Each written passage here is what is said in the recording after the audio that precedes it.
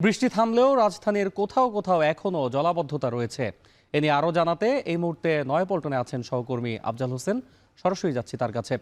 আফজাল, জানাবেন জলাবদ্ধতা নিরসনে কর্তৃপক্ষ কোনো উদ্যোগ এখন পর্যন্ত আপনার চোখে পড়েছে কিনা?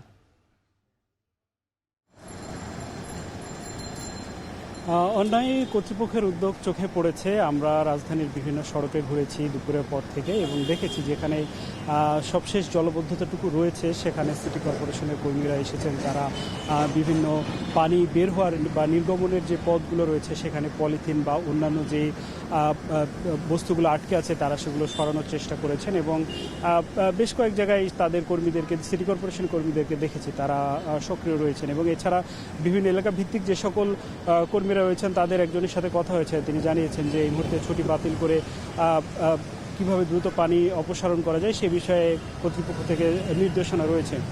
এবং আরও জানিয়ে রাখি যে গত 7 দিনের যে বৃষ্টি ছিল এই বৃষ্টিতে নগরীর বেশিরভাগ রাস্তায় তলিয়ে ছিল, পানির নিচে ছিল। যদিও দুপুরের পর থেকে বৃষ্টি বন্ধ হওয়ার পর থেকে এখন পর্যন্ত এই কয়েক ঘন্টায় বেশিরভাগ সড়কের পানি কিন্তু নেমে গেছে। আমি এই মুহূর্তে নয়াপল্টনে আছি এবং এই নয়াপল্টনে দুপুর পর্যন্ত রাস্তার উপরে 2 ফুট থেকে 2.5 ফুট পর্যন্ত পানি ছিল, সেখানে এখন পানি নেই বললে চলে। অর্থাৎ প্রতি মুহূর্তে দ্রুত পানি নেমে যাচ্ছে এবং এখানে যারা রয়েছেন তারা বলছেন যে আজকে পানি নেমে গেলেও আবারও যদি বৃষ্টি হয় তাহলে আবারও জলবদ্ধতার সৃষ্টি হবে এবং আবারও জলবদ্ধতার কারণে রাস্তার উপর ফুটপাতের ব্যবসায়ী, ফুটপাতের যারা চলাচল করেন এবং এই ধরনের পেশার সাথে যারা জড়িত, পাশাপাশি যারা স্কুল কলেজে যাচ্ছেন বা অফিস আদালতে যাচ্ছেন বা বাইরে যে কোনো কাজে বেরোচ্ছেন তারা আসলে চরম ভোগান্তিতে পড়ছেন। এজন্য তারা দাবি জানিয়েছেন যে এই সমস্যাগুলো বছরের পর বছর ধরে চলছে।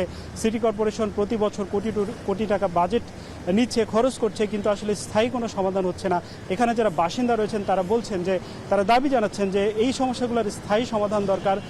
কারণ বর্ষা প্রতি বছরে আসবে এবং বর্ষার যে পানি প্রতি বছরে জমবে, কিন্তু ভোগান্তিটা যেন প্রতি বছর না আসে সেই দাবি তারা মূলত বারবার জানাচ্ছেন। এই ছিল এখান থেকে সবশেষ। বৃষ্টি থামলেও রাজধানীর বেশ কিছু সড়কে এখনো জলাবদ্ধতা রয়েছে, আর সে খবরই জানাচ্ছিলেন সহকর্মী আফজাল হোসেন।